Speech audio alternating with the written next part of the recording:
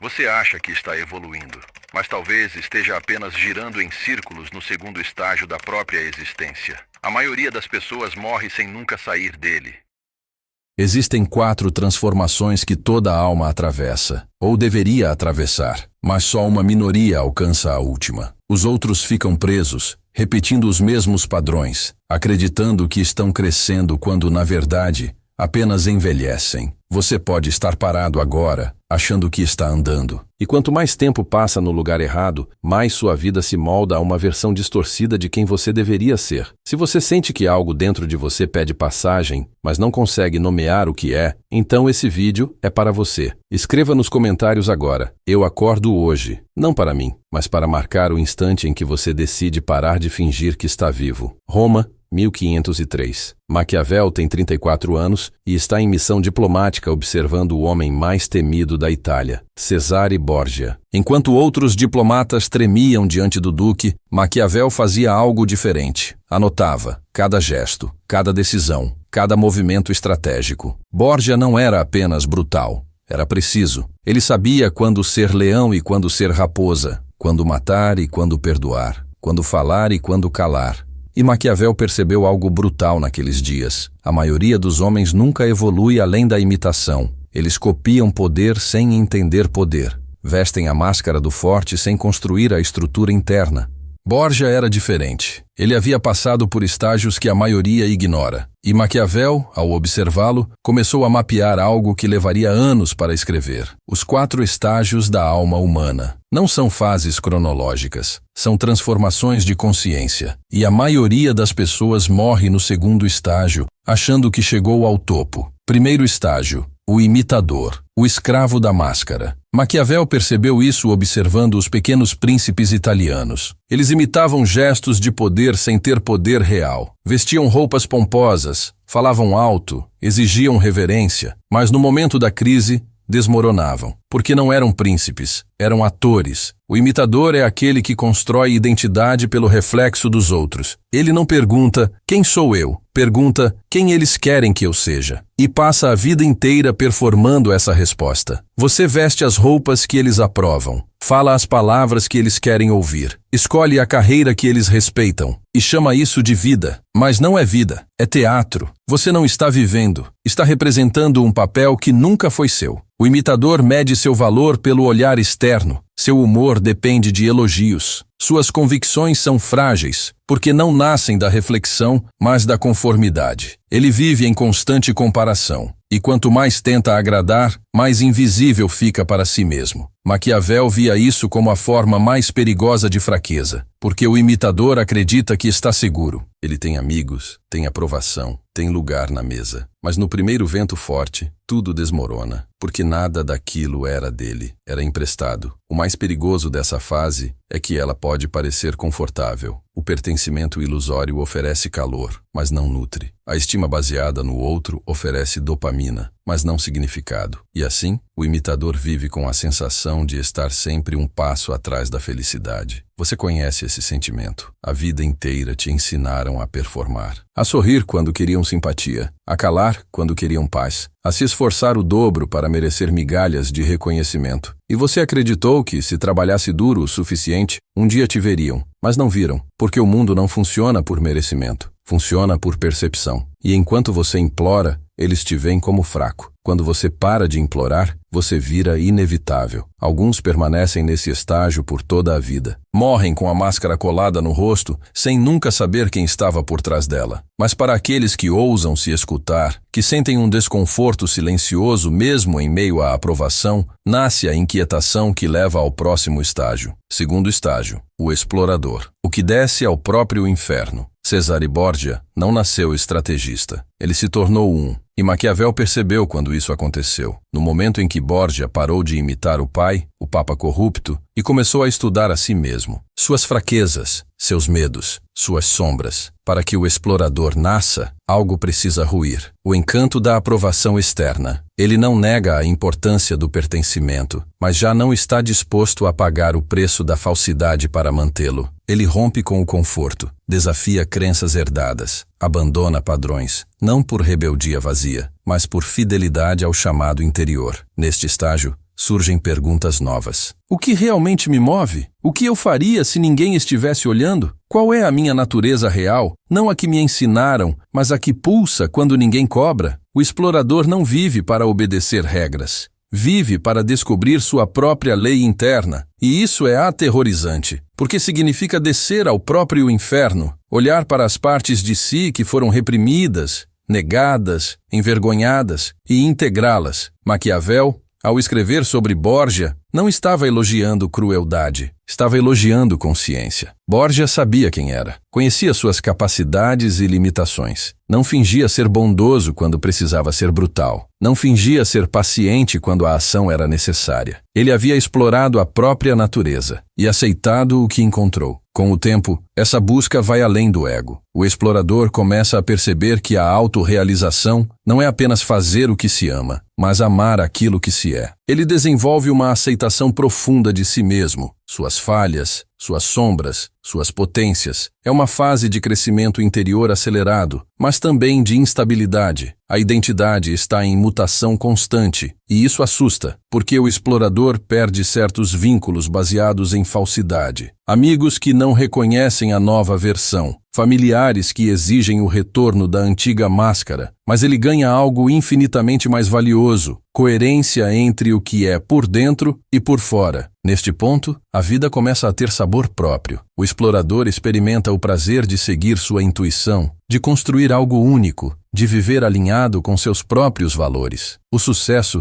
já não é medido por status, mas por plenitude. E a autoestima, agora enraizada, floresce em silêncio, sem precisar provar nada a ninguém. Essa fase não tem garantias. É cheia de incertezas, quedas, recomeços, mas é também a fase mais fértil da alma humana. É quando você para de perguntar: o que o mundo quer de mim? E começa a perguntar: o que eu vim fazer aqui? E em certo momento, o explorador deixa de buscar apenas a si mesmo e começa a buscar um propósito que vá além. Quando isso acontece, o mártir desperta. Terceiro estágio: o mártir, o que escolhe a dor pelo valor. Maquiavel viu Borgia tomar a decisão mais brutal de sua vida: executar Remiro de Orco, seu próprio braço direito, o homem que o havia servido fielmente por anos. Por quê? Porque Remiro havia se tornado um tirano que ameaçava a estabilidade da região. E Borgia entendeu: seu propósito era maior que sua lealdade pessoal. Ele não matou por prazer, matou porque o bem maior exigia, e depois chorou sozinho. Maquiavel anotou isso.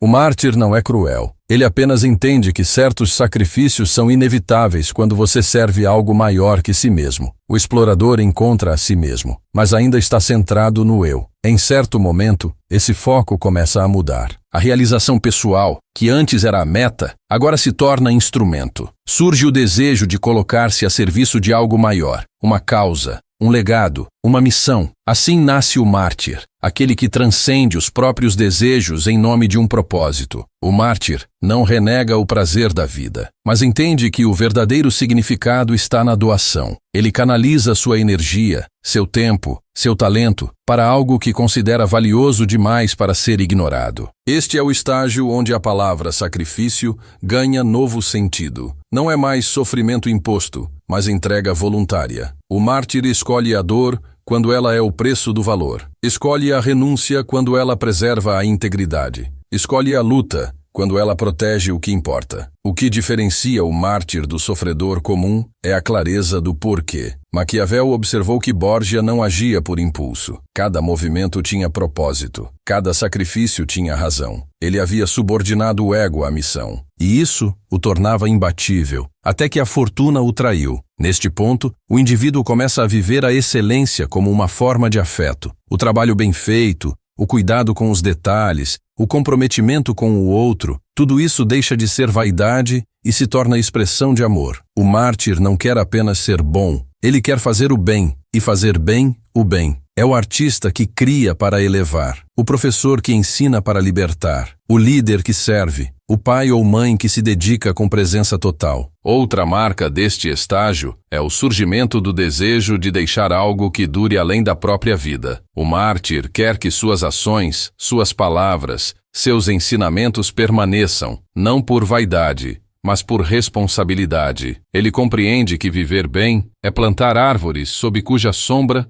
talvez nunca se deite. O mártir encontra paz na entrega. Mesmo diante da dor, sente que está onde deveria estar, fazendo o que deveria fazer. Há cansaço, sim, mas também dignidade. Há sacrifício, mas também uma força que vem de dentro, da certeza de que tudo está conectado. E quando o corpo começa a desacelerar e a missão se cumpre, o espírito se prepara para o último estágio. O eu já foi conhecido, realizado e oferecido. Agora é hora de deixá-lo ir. Quarto estágio, o mortal, o que se dissolve no todo. Maquiavel estava presente quando Borgia caiu. Doença, traição política, má sorte, tudo conspirou contra ele. E Maquiavel viu algo surpreendente. Borgia aceitou, não com resignação, mas com uma serenidade estranha, como se entendesse que havia feito o que precisava fazer. E agora, o resto era silêncio. Anos depois, Maquiavel escreveu: "A fortuna governa metade de nossas ações. A outra metade deixa para nós." E nessa frase está o segredo do último estágio. O mortal é aquele que aceita a metade que não controla. Este é o território do mortal, não como alguém derrotado pela morte, mas como aquele que a compreende e a acolhe. A existência já não gira em torno da autoafirmação, mas da aceitação do todo. O mortal é aquele que já não busca construir identidade ou legado. Ele já construiu. Agora, o que deseja é entregar. Ele já não luta por controle. Deseja harmonia. Já não coleciona títulos, quer sabedoria. Já não quer ser lembrado, quer passar adiante.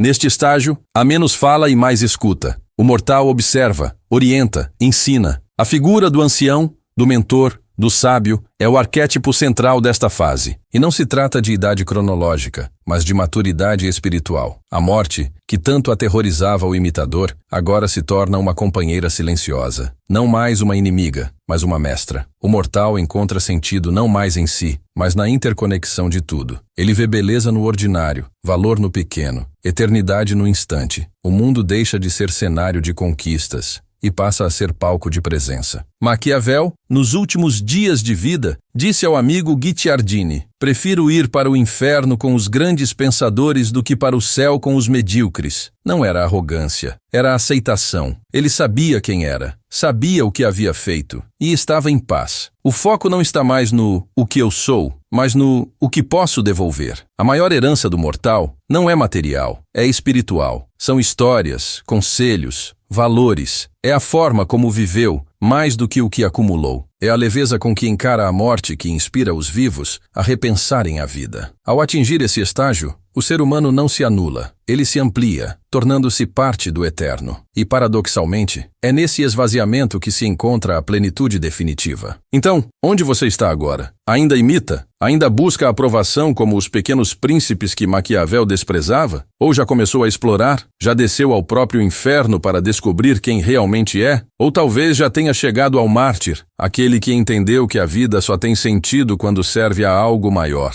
E quem sabe, você já esteja no último estágio, o mortal que aceita, que entrega, que se dissolve no todo. Essas fases não são cronológicas. Em um mesmo dia, você pode viver todas, mas entender esses estágios te ajuda a enxergar onde está. E mais importante, para onde quer ir? O que te impede? Medo, acomodação, distração. O que te impulsiona? Coragem, dor, amor. Você vai continuar imitando? Vai continuar vivendo pela aprovação alheia como os príncipes fracos que Maquiavel viu ruir?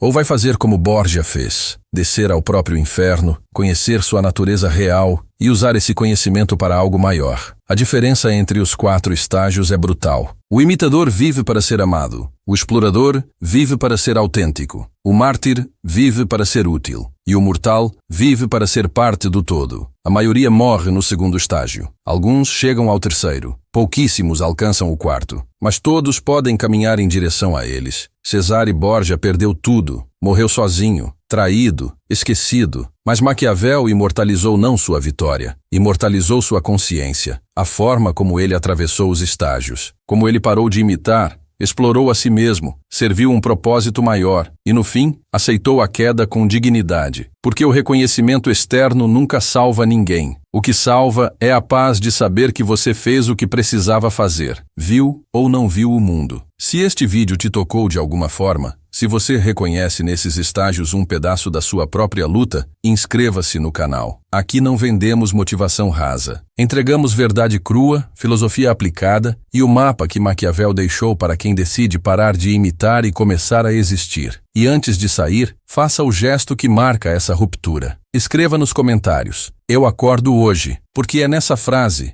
simples, direta, definitiva, que você para de ser refém da aprovação alheia e se torna soberano da própria existência. Agora vai, explora, serve, transcende, mesmo que ninguém veja, mesmo que ninguém entenda, mesmo que ninguém aplauda. Porque no final, o reconhecimento que importa não vem de fora, vem de você olhar no espelho e dizer: "Eu fiz, e foi verdadeiro", e isso ninguém pode tirar.